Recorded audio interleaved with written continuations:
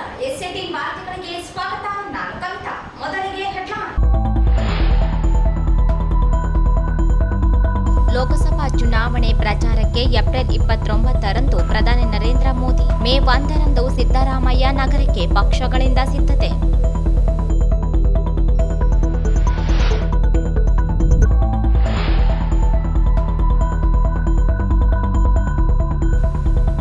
JDS ತೊರೆದು ಹಲವರು ಕಾಂಗ್ರೆಸ್ ಸೇರ್ಪಡೆ, ಜೆಡಿಎಸ್ ಪಕ್ಷದಿಂದ ಅಧಿಕಾರಕ್ಕೆ ಬಿಜೆಪಿ ಬೆಂಬಲ, ರವಿ ಬೋಸರಾಜು ಆರೋಪ.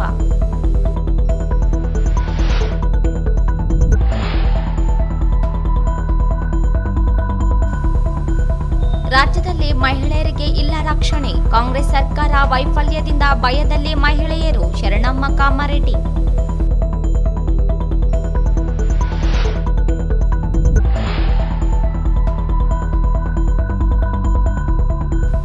ದೇವದುರ್ಗ ಭೂ ಒಡೆತನ ಯೋಜನೆಯಡಿ ವಂಚನೆ ತನಿಖೆಗೆ ಆಗ್ರಹಿಸಿ ಮನವಿ.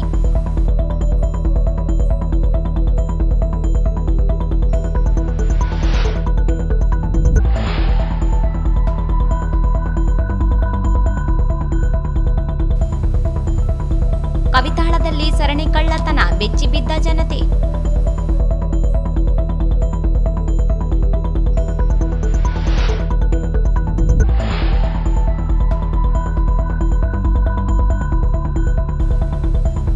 ಸಿಂಧನೂರಿನಲ್ಲಿ ಮೊಬೈಲ್ ಬೈಕ್ ಕಳ್ಳತನ ಮಾಡುತ್ತಿದ್ದ ಸಿಯತಾಲ ಪರಶುರಾಮ ಬಂಧನ.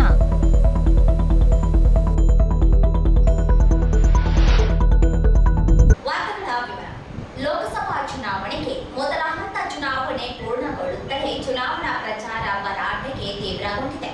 ರಾಜ್ಯದ ಲೋಕಸಭಾ ಚುನಾವಣಾ ಪ್ರಚಾರಕ್ಕೆ ಏಪ್ರಿಲ್ 29ರಂದು ಪ್ರಧಾನಿ ನರೇಂದ್ರ ನಗರಕ್ಕೆ ಆಗಮಿಸುವ ಸಾಧ್ಯತೆಗಳ ಹಿನ್ನೆಲೆಯಲ್ಲಿ ಬಿಜೆಪಿ ಸಿದ್ಧತೆಯಲ್ಲಿ ತೊಡಗಿದೆ. ರಾಯಚೂರು, ಕಲಬುರಗಿ, ಕೊಪ್ಪಳ ಲೋಕಸಭಾ ಕ್ಷೇತ್ರಗಳ ಚುನಾವಣೆ ಪ್ರಚಾರಕ್ಕೆ ರಾಯಚೂರು ನಗರದಲ್ಲಿ ಪ್ರಚಾರ ಸಭೆ ತಾತ್ಕಾಲಿಕವಾಗಿ ನಿಗದಿಗೊಂಡಿದೆ. ಬಿಜೆಪಿ ಜಿಲ್ಲಾಧ್ಯಕ್ಷ ಹಾಗೂ ಶಾಸಕ ಡಾ ಶಿವರಾಜ ಪಾಟೀಲ್ ಇಂದು ರಾಯಚೂರು ಕೃಷಿ ವಿಶ್ವವಿದ್ಯಾಲಯದ ಆವರಣದಲ್ಲಿ ಪ್ರಚಾರ ಸಭೆ ಆಯೋಜಿಸಲು ಸ್ಥಳ ಪರಿಶೀಲನೆ ನಡೆಸಿದರು. ಪ್ರಧಾನಿ ನರೇಂದ್ರ ಮೋದಿಯವರ ಅಧಿಕೃತ ಪ್ರವಾಸ ಅಂತಿಮಗೊಂಡಿಲ್ಲ. ಆದರೂ ರಾಯಚೂರಿನಲ್ಲಿಯೇ ಸಭೆ ಆಯೋಜನೆ ಕುರಿತಂತೆ ರಾಜ್ಯ ಸಮಿತಿ ಸಿದ್ಧತೆಗಳನ್ನು ಕೈಗೊಳ್ಳಲು ಸೂಚಿಸಿದೆ ಎಂದು ಹೇಳಲಾಗಿದೆ. ಮತ್ತೊಂದು ಕಡೆ ಏಪ್ರಿಲ್ 29ರಂದು ಕಾಂಗ್ರೆಸ್ ಪಕ್ಷದ ಅಭ್ಯರ್ಥಿ ಪರ ಪ್ರಚಾರಕ್ಕೆ ಮುಖ್ಯಮಂತ್ರಿ ಸಿದ್ದರಾಮಯ್ಯ ಹಾಗೂ ಉಪಮುಖ್ಯಮಂತ್ರಿ ಡಿಕೆ ಶಿವಕುಮಾರ್ ಪ್ರವಾಸ ನಿಗದಿಯಾಗಿತ್ತು. ಆದರೆ ಕಾರಣಾಂತರಗಳಿಂದ ಮೇ 1ರಂದು ರಾಯಚೂರು ನಗರಕ್ಕೆ ಆಗಮಿಸುವ ಸಾಧ್ಯತೆಗಳಿಂದಾಗಿ ಕಾಂಗ್ರೆಸ್ ಪಕ್ಷವು ಪೂರ್ವ ಸಿದ್ಧತೆಯಲ್ಲಿ ತೊಡಗಿದೆ. ಬದಲಾವಣೆಯಾದ ಪ್ರವಾಸ ಕಾರ್ಯಕ್ರಮ ಅಧಿಕೃತ ಮಾಹಿತಿ ಲಭ್ಯವಾಗಿಲ್ಲ. ಎರಡು ಪಕ್ಷಗಳು ಚುನಾವಣಾ ಪ್ರಚಾರ ಕಾರ್ಯಕ್ಕೆ ಅನುಮತಿ ಹಾಗೂ ಸ್ಥಳವನ್ನು ಅಂತಿಮಗೊಳಿಸುವ ಕಾರ್ಯದಲ್ಲಿ ತೊಡಗಿವೆ. ಚುನಾವಣೆಗೆ ಇನ್ನು 13 ದಿನ ಬಾಕಿ ಇದ್ದು ಎರಡು ಪಕ್ಷಗಳ ಅಭ್ಯರ್ಥಿಗಳು ಬರದ ಪ್ರಚಾರ ಕಾರ್ಯದಲ್ಲಿ ತೊಡಗಿವೆ. ಬೇರೆ ಬೇರೆ ನಾಯಕರನ್ನು ಚುನಾವಣಾ ಪ್ರಚಾರಕ್ಕೆ ಆಹ್ವಾನಿಸುವ ಪ್ರಯತ್ನಗಳು ಪಕ್ಷಗಳ ಮುಖಂಡರುಗಳು ನಡೆಸುತ್ತಿದ್ದಾರೆ. ವೆಚ್ಚದ ಮೇಲೆ ನಿಗಾ. ಚುನಾವಣಾ ಪ್ರಚಾರಕ್ಕೆ ಚುನಾವಣಾ ಆಯೋಗ ನಿಗದಿಪಡಿಸಿರುವ ವೆಚ್ಚದಲ್ಲಿ ಚುನಾವಣೆ ನಡೆಸಬೇಕಿರುವುದರಿಂದ ಆಯೋಗ ರಾಜಕೀಯ ಪಕ್ಷಗಳ ವೆಚ್ಚದ ಮೇಲೆ ನಿಗಾ ವಹಿಸಿವೆ. ಚುನಾವಣಾ ಪ್ರಚಾರದಲ್ಲಿ ತೊಡಗಿರುವ ಅಭ್ಯರ್ಥಿಗಳು ನಿಗದಿತ ನಮೂನೆಯಲ್ಲಿ ಸಲ್ಲಿಸಲು ಸೂಚಿಸಲಾಗಿದೆ. ಚುನಾವಣಾ ಪ್ರಚಾರ ಸಭೆಗಳ ವೆಚ್ಚವನ್ನು ಅಭ್ಯರ್ಥಿಗಳ ವೆಚ್ಚಕ್ಕೆ ಸೇರ್ಪಡೆಯಾಗಲಿದೆ.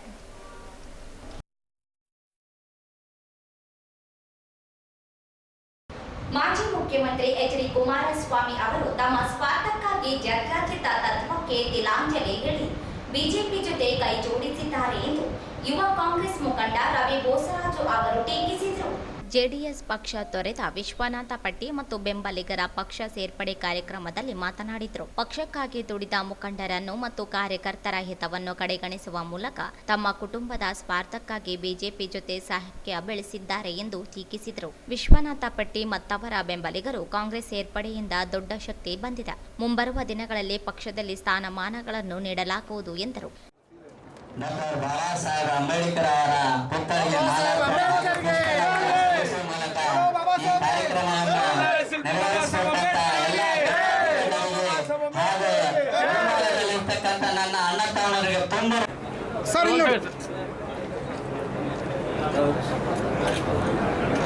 ಭಾರತದ ಪ್ರಜೆಗಳಾದ ನಾವು ಭಾರತವನ್ನು ಸಾರ್ವಭೌಮ ಸಮಾಜವಾದಿ ಜಾತ್ಯತೀತ ಪ್ರಜಾಸತ್ತಾತ್ಮಕ ಗಣರಾಜ್ಯವನ್ನಾಗಿ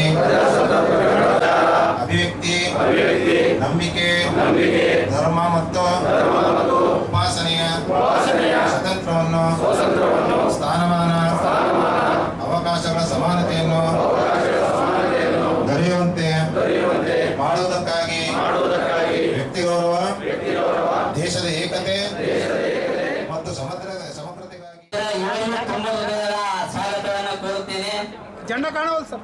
ಅದೇ ರೀತಿಯಾಗಿ ರಾಜೇಶ್ ರಾಯಚೂರು ಇವರು ಪಕ್ಷವನ್ನು ಸೇರ್ಪಡೆ ಇವರಿಗೆ ತುಂಬ ಹೃದಯದ ಸ್ವಾಗತವನ್ನು ಕೋರುತ್ತೇನೆ. ಅದೇ ರೀತಿಯಾಗಿ ಶಾರ್ವಲಿಕರ್ ಇವರು ಕಾಂಗ್ರೆಸ್ ಪಕ್ಷವನ್ನು ಸೇರ್ಪಡೆಗೊಳ್ಳಲಿದ್ದಾರೆ. ಇವರಿಗೂ ತುಂಬ ಹೃದಯದ ಸ್ವಾಗತವನ್ನು ಕೋರುತ್ತೇನೆ. ಅದೇ ರೀತಿಯಾಗಿ ಈ Kumaraswamy, K Santosh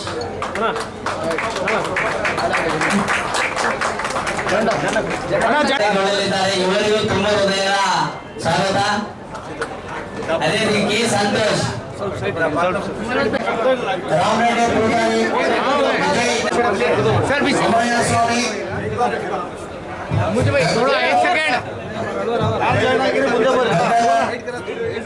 R C Venkatesh ಅವರು, ಗಿರೀಶ್ ಅವರು, भाई थोड़ा है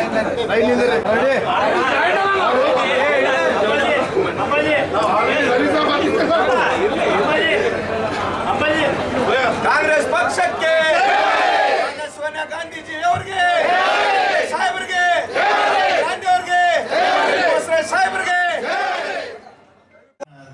ಹೇಳಿದೆ.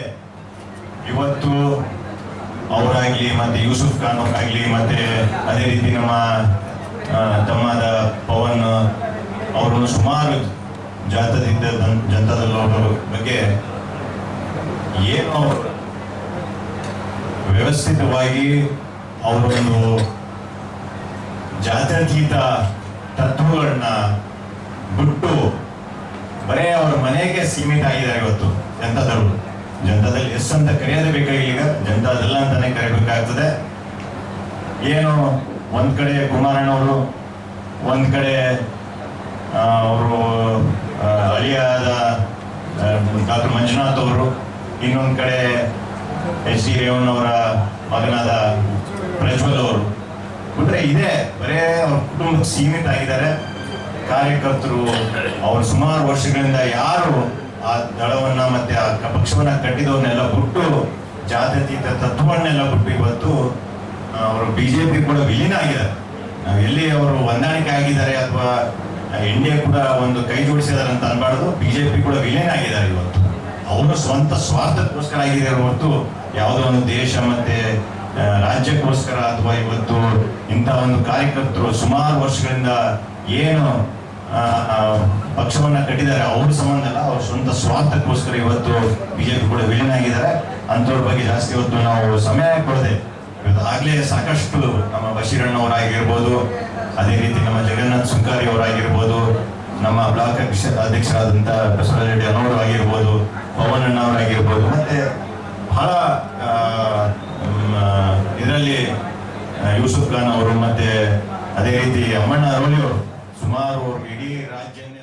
ಜಿಲ್ಲಾ ಪಂಚಾಯತ್ ಮಾಜಿ ಸದಸ್ಯ ಬಶೀರುದ್ದೀನ್ ಮಾತನಾಡಿ, ಕಳೆದ 10 ವರ್ಷಗಳ ಬಿಜೆಪಿ ಆಡಳಿತದಲ್ಲಿ ಪ್ರಧಾನಮಂತ್ರಿ ನರೇಂದ್ರ ಮೋದಿ ಅವರು ಸುಳ್ಳು ಹೇಳಿ ಜನರಿಗೆ ಮೋಸ ಮಾಡಿದ್ದಾರೆ.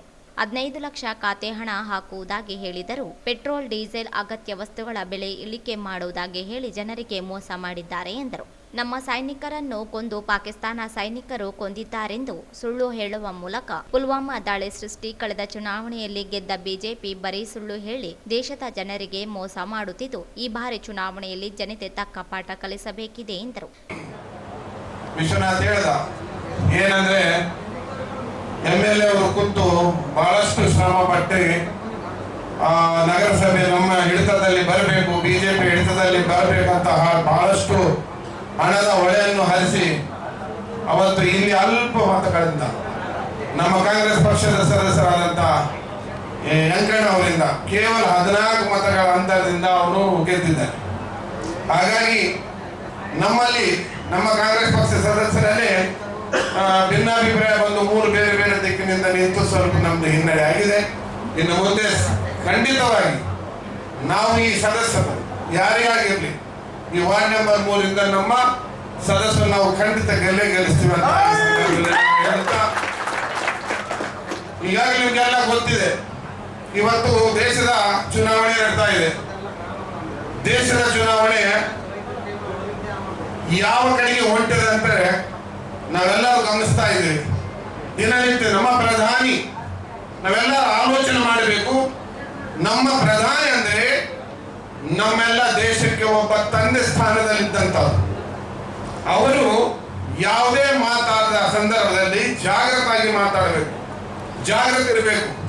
ನೀವು ಈ ಹಿಂದೆ ಕೂಡ ನಾವು ನೋಡಿರ್ಬೋದು, ಮನಮೋಹನ್ ಸಿಂಗ್ ಸಾಹೇಬರು ಪ್ರಧಾನ ಇದ್ದಾಗ ಸೂಕ್ಷ್ಮವಾಗಿ ಮಾತಾಡ್ತಿದ್ರು, ಸತ್ಯವನ್ನು ಮಾತಾಡಿದ್ರು, ಅಭಿವೃದ್ಧಿ ಪರವಾಗಿ, ಸಾಮಾಜಿಕ ನ್ಯಾಯ ಪರವಾಗಿ ಮಾತಾಡ್ತಿದ್ರು. ಆದರೆ ಎರಡು ಅವಧಿಯಲ್ಲಿ ಕಳೆದ 10 ವರ್ಷಗಳಿಂದ ನರೇಂದ್ರ ಮೋದಿ ಅವರು ನಮ್ಮ ಪ್ರಧಾನಿ ಮಂತ್ರಿ ಅಂತಲೇ ನಮಗೆ ನಾಚಿಕೆ ಬರಬೇಕು. ಇಂಥ ಸುಳ್ಳು ಬರೇ ಸುಳ್ಳು ಹೇಳ್ತಾ ಇವತ್ತು ಜನರನ್ನು ಮೋಸ ಮಾಡಿ 2 ಅವಧಿಗೆ ಪ್ರಧಾನಮಂತ್ರಿ ಆದರು.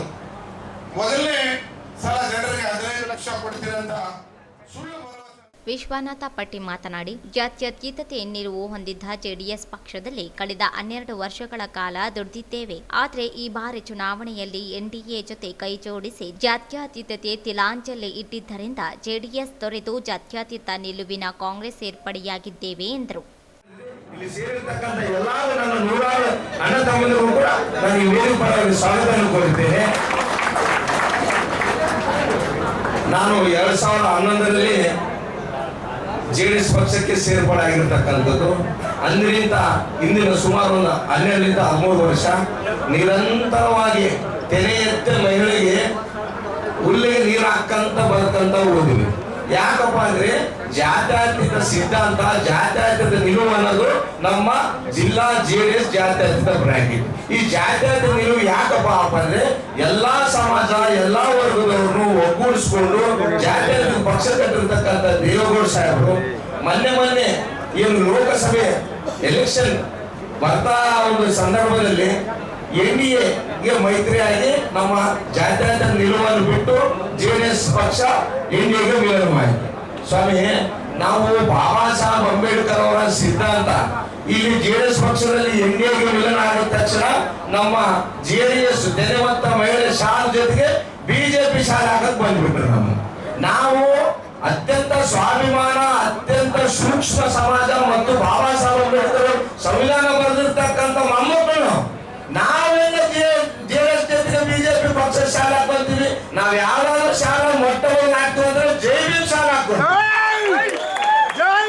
ಅದಾದ್ಮೇಲೆ ಇಡೀ ದೇಶಕ್ಕೆ ಪ್ರಜಾಪ್ರಭುತ್ವ ಮತ್ತು ಸಂವಿಧಾನ 140 ಕೋಟಿ ಭಾರತ ದೇಶದ ಜನಸಂಖ್ಯೆಯಲ್ಲಿ ಯಾವ್ದಾದ್ರು ಬಾಬಾ ಸಾಹೇಬ್ ಅಂಬೇಡ್ಕರ್ ಶಾಲೆ ಒಳಗಂಡೆ ಇನ್ನೊಂದು ಶಾಲೆ ಯಾವ್ದಾದ್ರು ಎಮ್ಮರಿತ ಹಾಕಬೇಕಂದ್ರೆ ಕಾಂಗ್ರೆಸ್ ಶಾಲೆ. ಇಲ್ಲ ಅಂತ ಹೇಳಕ್ಕಾಗಿಲ್ಲ, ನಮ್ಮ ಮನೆಗೆ ಹಿರಿಯ ಅಣ್ಣ ಇದ್ದಂಗೆ. ಹಂಗಾಗಿ ಆಯ್ತಣ್ಣ ನೀವು ಹೆಂಗಂತೀರ ಹಂಗಂತ ಹೇಳಿ ಅವ್ರ ಜೊತೆಗೆ ನಾವು ಬಂದ್ಬಿಟ್ವಿ. ಆ ಬಂದ ತಕ್ಷಣ ನನಗೆ ವಿಶ್ವನಾಥ ಅಣ್ಣವರು, ವಿಶ್ವಕಾನಂಕಳವರು ಅದೇ ದಿನ ನನಗೆ ಫೋನ್ ಮಾಡಿ ಹೇಳಿದ್ರು, ಏನಣ್ಣ ಇದ್ದಾರೆ ನಮ್ಮ ಬಿಟ್ಟು ಹೋಗಿದೆಯಲ್ಲ ಅಂತ. ಇಲ್ಲಣ್ಣ ಈ ಸಂದರ್ಭ ಬಂತು, ಹೋಗಿದೆ. ಅದೇ ಪಕ್ಷದಲ್ಲಿ ಸ್ವಲ್ಪ ದಿನ ಇರಲಿ ನೀವು, ಒಂದು ಸಂದರ್ಭದಲ್ಲಿ ಆ ಸಂದರ್ಭ ಬಂದಾಗ ನಾವು ಎಲ್ಲರ ಜೊತೆಗೆ ಇರೋಣ ಅಂತ ಹೇಳಿದ್ವಿ. ಆ ML ಎಲೆಕ್ಷನ್ ಆದಮೇಲೆ ಒಂದು MP ಎಲೆಕ್ಷನ್ ಸಂದರ್ಭ ಬಂತು. ಈ ಒಂದು ಸಂದರ್ಭದಲ್ಲಿ ನಾವು ಒಟ್ಟಾಗಿ ಮಾತಾಡಿಕೊಂಡು ವಿಶ್ವಕಾನಂಕಲ್ ಅವರು, ವಿಶ್ವನಾಥಣ್ಣ ಅವರು ಎಲ್ಲರೂ ಆಯಿತು ಆ ಪಕ್ಷ ಬಿಟ್ಟು ಈ ಪಕ್ಷಕ್ಕೆ ಬಂದ್ಬಿಡ್ರಿ ಅಂತ ಹೇಳಿದಾಗ ಎಲ್ಲರೂ ಜೊತೆಗೆ ಅವರು ಬಂದ್ಬಿಟ್ರು ನನ್ನ ಜೊತೆಯಲ್ಲಿ. ನನಗೊಂದು ಬಲ ಸಿಕ್ಕಂಗಾಯಿತು. ಯಾಕಂದ್ರೆ ಜೆಡಿಎಸ್ ಪಕ್ಷದಲ್ಲಿ ನಾವೇ ಎಲ್ಲ ಆರ್ಗನೈಸ್ ಮಾಡಿ, ಹೋರಾಟ ಮಾಡಿ, ರೋಡ್ ಮೇಲೆ ನಿಂತು ಒದರಾಡಿ ಕಿರ್ಚಾಡೋದಂದ್ರೆ ಮುಖ್ಯವಾಗಿ ವಿಶ್ವನಾಥಣ್ಣ ಅವರು ಇದು ಹೇಳಿದ್ರೆ ತಪ್ಪಾಗ್ಲಿಕ್ಕಿಲ್ಲ. ಅದ್ರ ಜೊತೆಯಲ್ಲಿ ಅವರು ನಮ್ಗೆ ಬಲ ಸಿಕ್ಕಂಗಾಯಿತು. ವಾರ್ಡ್ ನಂಬರ್ ಫಸ್ಟ್ ಆಗಿ ನಮ್ಗೆ ಡಿಕ್ಲೇರ್ ಆಗಿರೋದು ವಾರ್ಡ್ ನಂಬರ್ ಎಲೆಕ್ಷನ್ ನಿಂತಾಗ, ವಾರ್ಡ್ ನಂಬರ್ 2015ರಲ್ಲಿ ನಂದು ಮತ್ತೆ ವಿಶ್ವನಾಥ ಅನ್ನೋದು ಇಬ್ರು ಕನ್ಫರ್ಮ್ ಅಂತ ಹೇಳಿದ್ರು. ಅಷ್ಟು ನಮ್ದು ಅಣ್ಣ ತಮ್ಮದು ಬಾಂಧವ್ಯ ಏನಂದ್ರೆ ರಾಜಕೀಯವಾಗಿ ಅಷ್ಟೇ ದೃಢವಿತ್ತು, ಹಾಗೂ ನಮ್ಮ ಬಾಂಧವ್ಯತ್ವ ಆ ಪ್ರೀತಿಯಿಂದಲೂ ಅಷ್ಟೇ ದೃಢವಿತ್ತು. ಅದ್ರ ಜೊತೆಯಲ್ಲಿ ನಾವಿಬ್ರು ಪರಾಜಿತವಾದ್ವಿ. ಆ ಸಂದರ್ಭದ ಇಬ್ಬರು ಧೈರ್ಯ ತುಂಬಿಸ್ಕೊಂಡು ಆಯ್ತು ನೆಕ್ಸ್ಟ್ ನಾವು ನಿಂತು ಗೆಲ್ಲೋಣ, ನಾವಿಬ್ರು ಒಂದಾಗಿ ಮಾಡೋಣ ಅಂತ ಹೇಳಿ ನಾವು ಒಬ್ರು ಧೈರ್ಯ ಕೊಟ್ಕೊಂಡು ನಿಂತ್ವಿ. ಈ ಸಂದರ್ಭದಲ್ಲಿ ಅವರು ನನಗೆ ಇವತ್ತು ಜೊತೆಗೆ ಬಂದ್ಬಿಟ್ರೆ ಅನ್ನೋದು ನನಗೆ ಭಾಳ ಖುಷಿ ಆಯಿತು. ಈ ಒಂದು ಅವ್ರ ಬಗ್ಗೆ ಹೇಳ್ಬೇಕಂದ್ರೆ ಬಹಳ ದೊಡ್ಡ ಸ್ವಾಭಿಮಾನಿ ಅವ್ರಿಗೆ. ಹೆಂಗಂದ್ರೆ ಈ ಸಂದರ್ಭದಲ್ಲಿ K Anjaneya, Siddappa Rampur, Partha Sarathi, Mahesh Kumar, E Kumaraswamy, Rajesh, Venkatesh, Vijay Poojari, K Santosh, Shyam Sundar, K Anjaneya, Gangadhara, Venkatesh Askihal, Amarayya Swamy, Venkatesh, Ramareddy Rampur ಸೇರಿದಂತೆ ಮುಂತಾದವರು ಜೆಡಿಎಸ್ ತೊರೆದು ಕಾಂಗ್ರೆಸ್ ಸೇರ್ಪಡೆಯಾದರು. ವೇದಿಕೆ ಮೇಲೆ ನಗರ ಬ್ಲಾಕ್ ಕಾಂಗ್ರೆಸ್ ಅಧ್ಯಕ್ಷ ಜಿ ಬಸವರಾಜರೆಡ್ಡಿ, ಕಾಂಗ್ರೆಸ್ ಮುಖಂಡರಾದ ಅಂಬಣ್ಣ ಅರೋಲಿ, ನಗರಸಭೆ ಸದಸ್ಯರಾದ ಬಿ ರಮೇಶ್, ಎಂ ಪವನ್ ಕುಮಾರ್ ಈರಣ್ಣ, ನರಸಿಂಹಲು ಮಾಡಿಗಿರಿ, ನಗರಸಭೆ ಮಾಜಿ ಸದಸ್ಯ ಯೂಸುಫ್ ಖಾನ್, ಜಿ ಶಿವಮೂರ್ತಿ, ಜಗನ್ನಾಥ ಸುಂಕಾರಿ, ಎಂ ವಸಂತ, ತಿಮ್ಮಾರೆಡ್ಡಿ ಸೇರಿದಂತೆ ಅನೇಕರಿದ್ದರು. ರಾಜ್ಯದಲ್ಲಿರುವ ಕಾಂಗ್ರೆಸ್ ಸರ್ಕಾರ ಮಹಿಳೆಯರ ರಕ್ಷಣೆ ನೀಡುವಲ್ಲಿ ವಿಫಲವಾಗಿದೆ ಎಂದು ಬಿಜೆಪಿ ಮಹಿಳಾ ಮೋರ್ಚಾ ರಾಜ್ಯ ಉಪಾಧ್ಯಕ್ಷೆ ಶರಣಮ್ಮ ಕಾಮರೆಡ್ಡಿ ಅವರು ಆರೋಪಿಸಿದರು. ಅವರಿಂದು ಮಾಧ್ಯಮಗೋಷ್ಠಿ ಉದ್ದೇಶಿಸಿ ಮಾತನಾಡಿ, ಹುಬ್ಬಳ್ಳಿಯ ವಿದ್ಯಾರ್ಥಿನಿ ನೇಹಾ ಹಿರೇಮಠ್ ಕೊಲೆ ಪ್ರಕರಣ ನಡೆದಿದ್ದು ಜವಾಬ್ದಾರಿಯುತವಾಗಿ ವರ್ತಿಸುವಲ್ಲಿ ಕಾಂಗ್ರೆಸ್ ಪಕ್ಷ ವಿಫಲವಾಗಿದೆ. ಘಟನೆ ಕುರಿತಂತೆ ಸಾಂತ್ವನ ಹೇಳಬೇಕಿದ್ದ ಮುಖ್ಯಮಂತ್ರಿ ಹಾಗೂ ಗೃಹ ಸಚಿವರು ಉಡಾಫೆಯಾಗಿ ಮಾತನಾಡಿ ಅಪಮಾನಿಸಿದ್ದಾರೆ. ಆರೋಪಿ ಫಯಾಜ್ ಎಂಬಾತನಿಗೆ ಗಲ್ಲು ಶಿಕ್ಷೆ ವಿಧಿಸಬೇಕೆಂದು ಆಗ್ರಹಿಸಿದರು. ಚಿತ್ರನಟಿ ಹರ್ಷಿತಾ ಸೇರಿದಂತೆ ಅನೇಕ ಮಹಿಳೆಯರಿಗೆ ಕಿರುಕುಳ, ಕೊಲೆ, ಬೆದರಿಕೆಯಂತ ಘಟನೆಗಳು ನಡೆಯುತ್ತಿದ್ದರೂ ರಾಜ್ಯ ಸರ್ಕಾರ ನಿಯಂತ್ರಣ ಕ್ರಮ ಕೈಗೊಂಡಿಲ್ಲ. ಹಾವೇರಿ ಜಿಲ್ಲೆಯಲ್ಲಿ ಮಹಿಳೆ ಮೇಲೆ ಅತ್ಯಾಚಾರ, ಬೆಳಗಾವಿಯಲ್ಲಿ ಮಹಿಳೆ ವಿವಸ್ತ್ರಗೊಳಿಸಿರುವ ಪ್ರಕರಣ ನಡೆದಿದೆ. ವಿಧಾನಸೌಧದಲ್ಲಿಯೇ ಪಾಕಿಸ್ತಾನಕ್ಕೆ ಜೈ ಎಂದು ಘೋಷಣೆ ಹಾಕಿದ್ರೂ ಕ್ರಮಕ್ಕೆ ರಾಜ್ಯ ಸರ್ಕಾರ ಮುಂದಾಗಿಲ್ಲ. ರಾಜ್ಯದಲ್ಲಿ ಕಾನೂನು ಸುವ್ಯವಸ್ಥೆ ಸಂಪೂರ್ಣ ಹದಗೆಟ್ಟಿದೆ. ಸರ್ಕಾರ ವೈಫಲ್ಯದ ಉಳಿಸಿಕೊಳ್ಳಲು ಸುಳ್ಳು ಆರೋಪ ಮಾಡುತ್ತಿದೆ ಎಂದರು. ಕ್ಯಾಂಪಸ್ನಲ್ಲಿ ಬರ್ಬರವಾಗಿ ಹತ್ಯೆ ಮಾಡಿದ್ದು ನೋಡ್ರಿ. ಇವತ್ತು ಕಾಂಗ್ರೆಸ್ ಸರ್ಕಾರ ಮಹಿಳೆಯರಿಗೆ ಎಷ್ಟು ರಕ್ಷಣೆ ಕೊಟ್ಟು ತಮ್ಮನ್ನು ಮೇಲೋದಕ್ಕೆ ಕಾಣ್ಬೋದು. ಇವತ್ತು ಕಾಂಗ್ರೆಸ್ ಸರ್ಕಾರ ಯಾವುದೇ ಬಗ್ಗೆ ಬರೀ ಮಹಿಳೆಯರ ಮೇಲೆ ಅನ್ಯಾಯ, ಅತ್ಯಾಚಾರ, ಮಣಿಮುಳಿಯ ಕೆಲಸ, ಮರಳು, ಬರೀ ಇವೇ ಕಾಂಗ್ರೆಸ್ ಸರ್ಕಾರ ಬಂದಾಗ ಬರೀ ಇವೇ ಹೇಳ್ಬೇಕು ನಾವು. ಹೀಗಾಗಿ ನೇಹನ ಒಂದು ಆತ್ಮಕ್ಕೆ ಶಾಂತಿ ಸಿಗಬೇಕಾದ್ರೆ ಈಗ ಹತ್ಯೆ ಮಾಡಿರುವಂತಹ ಫಯಾಜ್ಗೆ ಗಲ್ಲು ಶಿಕ್ಷೆ ಆಗಲೇಬೇಕಂತ ನಾನು ಇಲ್ಲಿ ವ್ಯಕ್ತಪಡಿಸ್ತೀನಿ ಇವತ್ತು. ಅದೇ ರೀತಿ ಹತ್ಯೆಗೆ ಸಾವಿಗೀಡಾದ ಮಗುವಿನ ಬಗ್ಗೆ ಹಗುರವಾಗಿ ಕಾಂಗ್ರೆಸ್ ಸರ್ಕಾರ ಮಾತನಾಡಿ ಫಯಾಜ್ ಮನೆಗೆ ರಕ್ಷಣೆ ಕೊಡ್ತಾರೆ ಇವತ್ತು ಪೊಲೀಸರನ್ನ. ಅದು ಯಾವ ನ್ಯಾಯ? ನಾವು ಪಾಕಿಸ್ತಾನದಲ್ಲಿದ್ದೀವಿ ಅನ್ನೋ ಒಂದು ವಿಶ್ವಾಸ ಸ್ವತಃ ಕನ್ನಡ ಚಲನಚಿತ್ರ ನಟಿ ಹರ್ಷಿತಾ ಕೋಟೆನ ಅವರು ಸಾಮಾಜಿಕ ಜಾಲತಾಣದಲ್ಲಿ ಬದುಕೊಂಡರು ಇವತ್ತು. ಬಟ್ ಮಹಿಳೆಯ ರಕ್ಷಣೆಯಿಂದ ಕಳೆದ ಇನ್ನು ಹಾವೇರಿಯಲ್ಲಿ ಸಾಮೂಹಿಕ ಹತ್ಯೆ ಆಯಿತು ಒಬ್ಬ ಹೆಣ್ಣುಮಗನ ಮೇಲೆ. ಅದೇ ರೀತಿ ಬೆಳಗಾವಿ ಜಿಲ್ಲೆಯಲ್ಲಿ ಒಂಟಮನಿ ಗ್ರಾಮದಲ್ಲಿ ಮಹಿಳೆಯರನ್ನು ವಿವಸ್ಥಗೊಳಿಸಿ ಸಮೀಪ ವಾಸ್ತವವಾಗಿ ಚುನಾವಣಾ ಪ್ರಚಾರದಲ್ಲಿ ಬಿಜೆಪಿಯ ಕಾರ್ಯಕರ್ತರ ಮೇಲೆ ಟೆಸ್ಟಿಂಗ್ ಕಾರ್ಯ ನಡೆಸ್ತಾರೆ ಇವತ್ತು. ಮತ್ತೊಬ್ಬ ಗಂಭೀರ ಸ್ಥಿತಿ. ಈ ಸಂದರ್ಭದಲ್ಲಿ ಲಲಿತಾ ಕಡಗೋಳು, ಸುಮಿತಾ ಶಾಸ್ತ್ರಿ, ಸುಲೋಚನಾ ಅಲ್ಕೂರು, ವಾಣಿಶ್ರೀ, ನಾಗವೇಣಿ, ಸುಮಾ ಗಸ್ತಿ, ಸೀತಾ ನಾಯಕ್ ಸೇರಿದಂತೆ ಅನೇಕರು ಉಪಸ್ಥಿತರಿದ್ದರು. ಕರ್ನಾಟಕ ತಾಂಡ ಅಭಿವೃದ್ಧಿ ನಿಗಮ ರಾಯಚೂರಿನಲ್ಲಿ ಭೂ ಒಡೆತನ ಯೋಜನೆಯಡಿಯ ನಕಲಿ ದಾಖಲೆ ಸೃಷ್ಟಿಸಲಾಗಿದ್ದು ಸಮಗ್ರ ತನಿಖೆ ನಡೆಸುವಂತೆ ಒತ್ತಾಯಿಸಿ ಕರ್ನಾಟಕ ರೈತ ಸಂಘ ಜಿಲ್ಲಾಧಿಕಾರಿಗಳಿಗೆ ಮನವಿ ನೀಡಿ ಆಗ್ರಹಿಸಿದರು.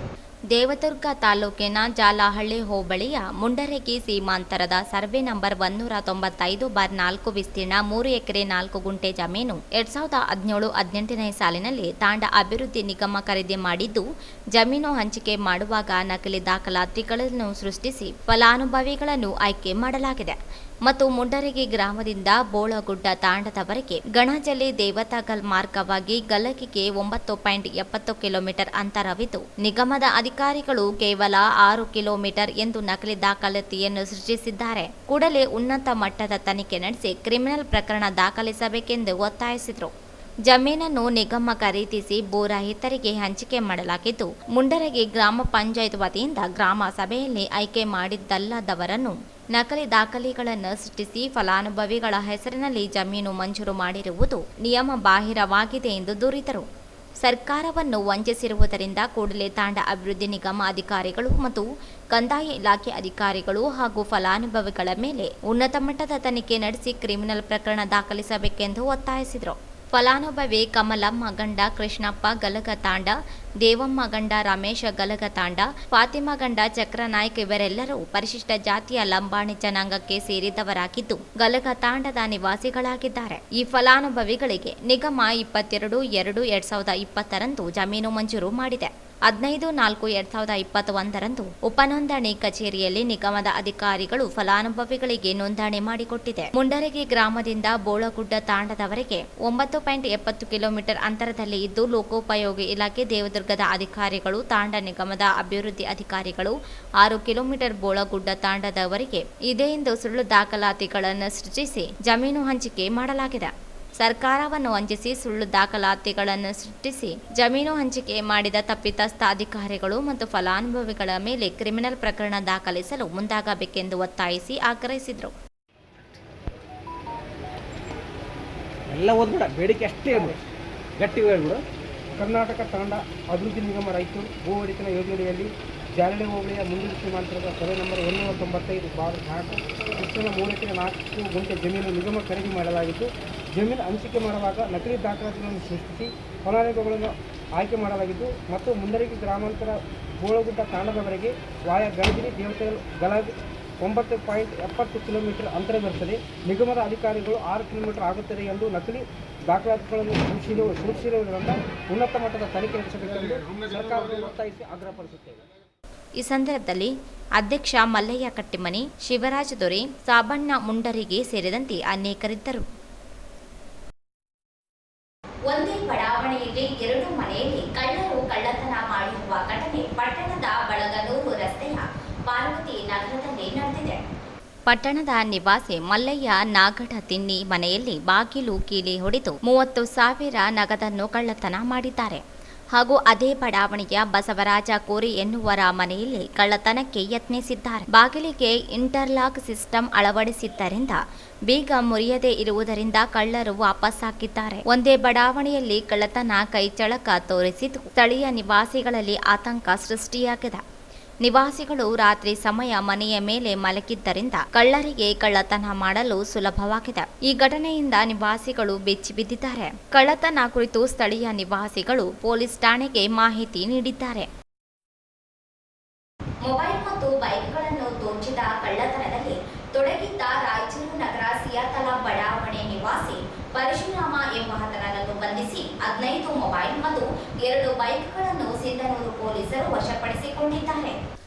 ರಾಯಚೂರು ನಗರದ ನಿವಾಸಿ ಪರಶುರಾಮ್ ಸಿಯಾತಲ ಬಂಧಿತ ಆರೋಪಿ. ಮೊಬೈಲ್ ಮತ್ತು ಬೈಕ್ಗಳನ್ನು ಕಳ್ಳತನ ಮಾಡಿದ ಆರೋಪಿ ಸೆರೆಗೆ ಶಹರ ಪೊಲೀಸ್ ಠಾಣೆಯ ಪೊಲೀಸರು ಪ್ರಕರಣ ಭೇದಿಸುವಲ್ಲಿ ಯಶಸ್ವಿಯಾಗಿದೆ. 15 ಮೊಬೈಲ್ ಮತ್ತು 2 ಬೈಕ್ಗಳು ಸೇರಿ ಒಟ್ಟು 3,07,000 ಹಣ ಜಪ್ತಿ ಮಾಡಿಕೊಂಡಿದ್ದಾರೆ. ಕಳ್ಳತನ ಪ್ರಕರಣ ಭೇದಿಸಲು ಡಿವೈಎಸ್ಪಿ ಬಿಎಸ್ ತಳವಾರ ಮಾರ್ಗದರ್ಶನದಲ್ಲಿ police inspector Sudhir Kumar M ಬೆಂಕಿ, ಸಬ್ ಇನ್ಸ್ಪೆಕ್ಟರ್ ಶ್ರೀನಿವಾಸಲು, ವಾಲಿ ಭಾಷಾ ನೇತೃತ್ವದಲ್ಲಿ ಸಿಬ್ಬಂದಿ ಸೋಮನಗೌಡ, ಶರಣಪ್ಪ ರೆಡ್ಡಿ, ಸಂಗನಗೌಡ, ಆದಯ್ಯ, ವಿಜಯಕುಮಾರ, ಸಿದ್ದಪ್ಪ ಅವರನ್ನೊಳಗೊಂಡು ವಿಶೇಷ ತಂಡ ರಚಿಸಿತ್ತು. ಪ್ರಕರಣವನ್ನು ಭೇದಿಸಿದ ಶಹರ ಪೊಲೀಸ್ ಠಾಣೆ ಪೊಲೀಸರ ಕಾರ್ಯವನ್ನು ಜಿಲ್ಲಾ ಪೊಲೀಸ್ ವರಿಷ್ಠಾಧಿಕಾರಿ ಬಿ ನಿಖಿಲ್ ಅವರು ಪ್ರಶಂಸಿಸಿದ್ದಾರೆ. ಕೊನೆಯಲ್ಲಿ ಮತ್ತೊಮ್ಮೆ ಹೆಡ್ಲೈನ್ಸ್. ಲೋಕಸಭಾ ಚುನಾವಣೆ ಪ್ರಚಾರಕ್ಕೆ ಏಪ್ರಿಲ್ 29ರಂದು ಪ್ರಧಾನಿ ನರೇಂದ್ರ ಮೋದಿ, ಮೇ 1ರಂದು ಸಿದ್ದರಾಮಯ್ಯ ನಗರಕ್ಕೆ ಪಕ್ಷಗಳಿಂದ ಸಿದ್ಧತೆ.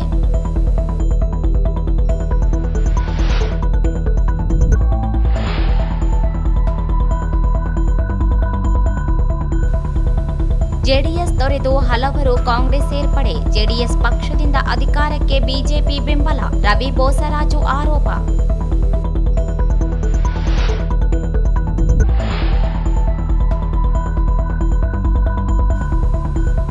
ರಾಜ್ಯದಲ್ಲಿ ಮಹಿಳೆಯರಿಗೆ ಇಲ್ಲ ರಕ್ಷಣೆ, ಕಾಂಗ್ರೆಸ್ ಸರ್ಕಾರ ವೈಫಲ್ಯದಿಂದ ಭಯದಲ್ಲಿ ಮಹಿಳೆಯರು, ಶರಣಮ್ಮ ಕಾಮಾರೆಡ್ಡಿ.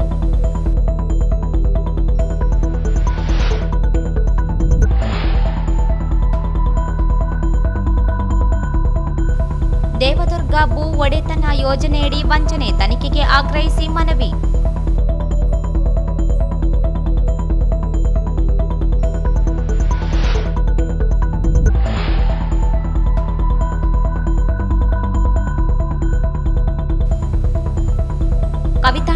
ಸರಣಿ ಕಳ್ಳತನ, ಬೆಚ್ಚಿಬಿದ್ದ ಜನತೆ.